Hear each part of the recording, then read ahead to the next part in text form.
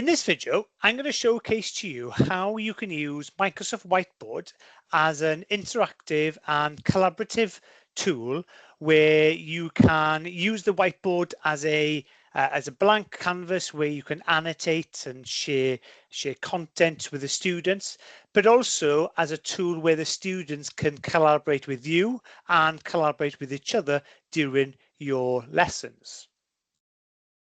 Now, you can use Microsoft Whiteboard as a collaborative tool during your online lessons, where you can share a whiteboard link to your students through the chat, and then they can gain access to that Microsoft Whiteboard, and they can interact and collaborate with you, but also can collaborate with the others within the class.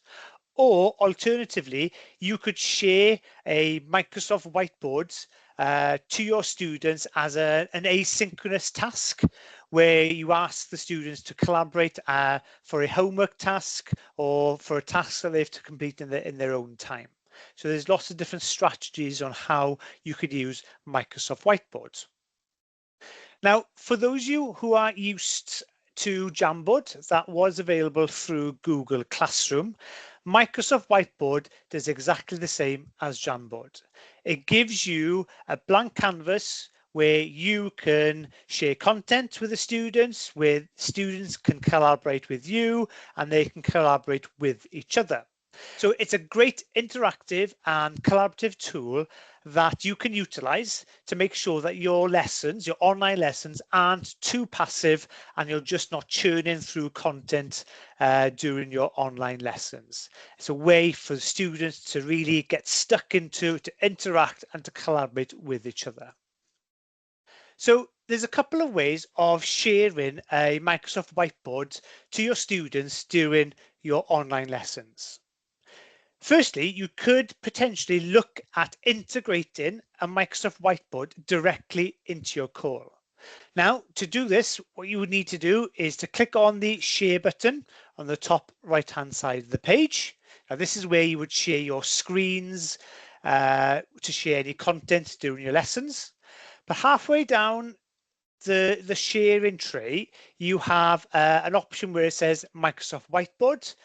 Start Whiteboard. So by clicking that option, Microsoft Whiteboard activates directly into the call, and then that allows the students to interact and to work on that document in the call itself.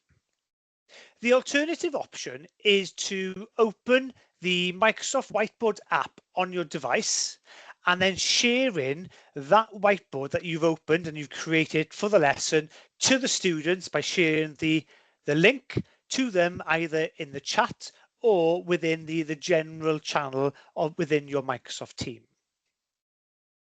So this is the option I'm going to showcase to you in this video. And the first thing that you would need to do is to open up Microsoft Whiteboard on your device. To open up the Microsoft Whiteboard app on your device, go to the search bar on the bottom on the taskbar on your device, type in Whiteboard and open up the Microsoft Whiteboard app.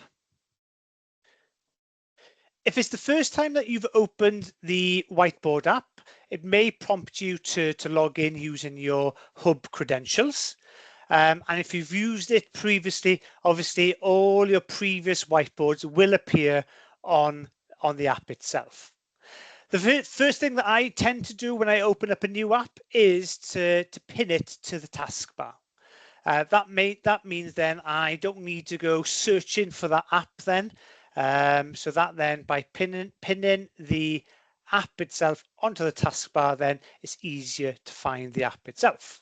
So to get started, you would click on New Whiteboard, and what appears first of all is you have some templates to choose from. However, I'm going to click on Start with a blank canvas, an empty whiteboard for this example. So as you can see, what has appeared in front of me now is a whiteboard that is a blank space, blank canvas where you can obviously annotate, you can add text, you can add post-it notes, add images, and it's an empty space, an empty canvas where you can collaborate and share content with the students. So in order to make this a collaborative document, I would need to share this blank canvas with the students. So in the first instance, I'm just going to give it a title.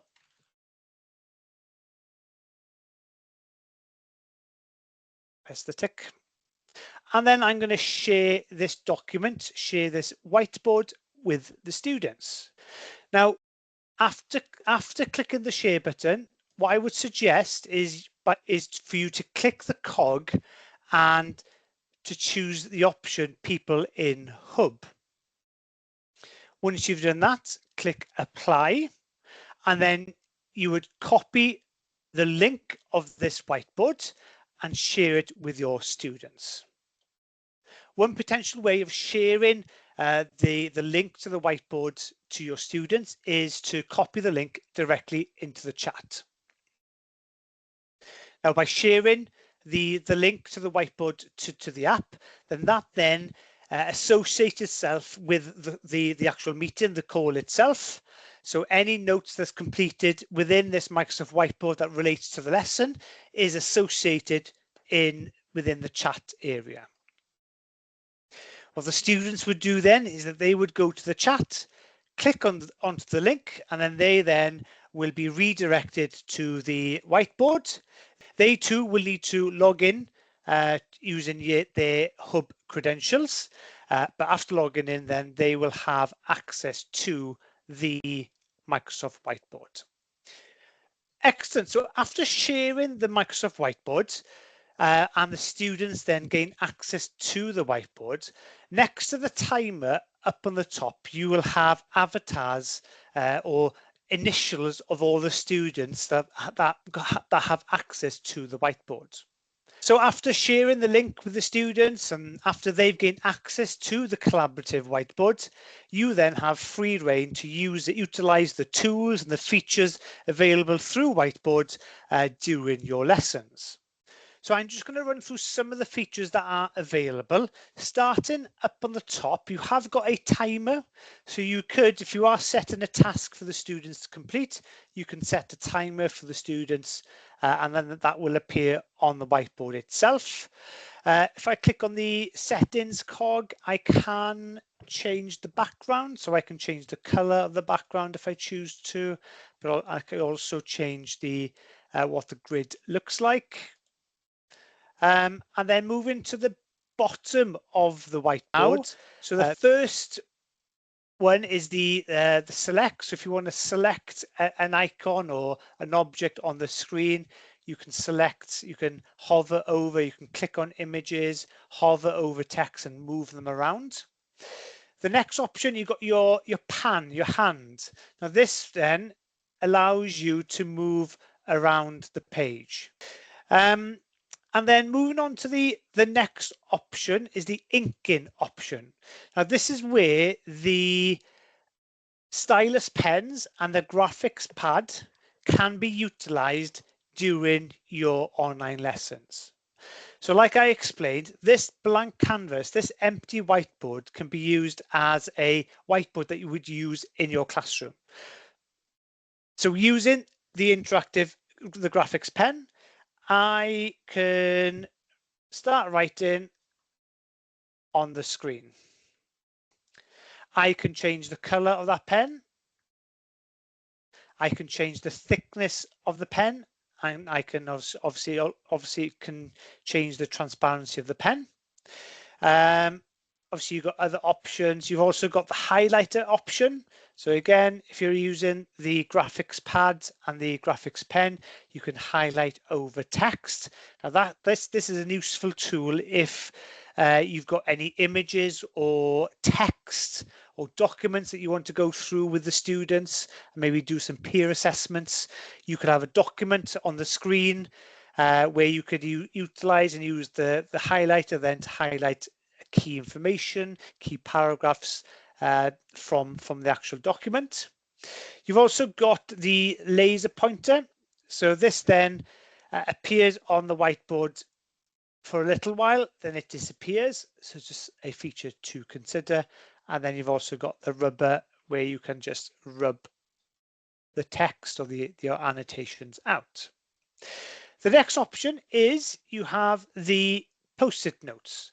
Now, this is a great tool to use with the students because they can use the post-it notes to add their suggestions, where they can add text to the actual whiteboard. Now, the benefit of using the post-it note is that when they start typing, it lets you know who's actually written on that post-it note. If I click on that select button, I can click on that post-it note and I can move it around. I can make it bigger and smaller. I can add additional post-it notes by clicking the plus sign. So there's lots of things you can do with the post-it notes. And again, yeah, you've got your font features there as well.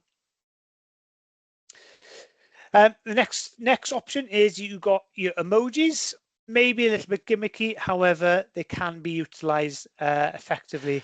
The next option is new comment. Now, this is a useful tool if you want to add maybe comments on the work that the students have added to the empty whiteboard. You can also use it, flip that use around where you can ask the students to add little comments. So if I just showcase what it looks like, as you can see, a comment there is there, and then that then attaches itself to the actual whiteboard. The new text, if you want to add text to the whiteboard, again, students may not have the ability to annotate on the screen, so they may just need to start typing, so they can use the typing feature. And then you've also got shapes then, so you can include shapes to the whiteboard itself. And then finally, the 3 dots, you can also add images, you can add documents, you can also add videos. So if there's a link to a YouTube clip that you want the students to watch and then maybe add their thoughts around that video, you can do.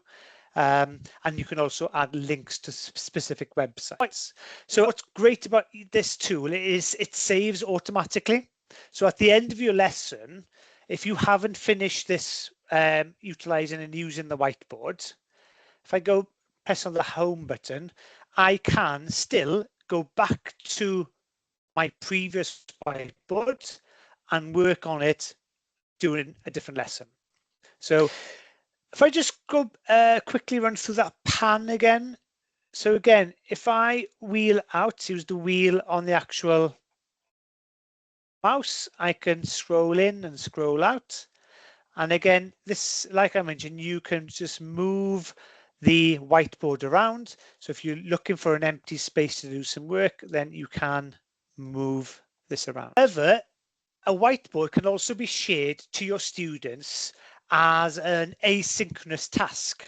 So if you want the students to work on this document as a piece of homework or for where they can just do some research on a specific topic, you could share the link of this whiteboard to the students either through an assignment or on the general channel within your Microsoft team, and then the students would click on the link and then they would then be able to complete that asynchronous task in their own time in the preparation for your next lesson.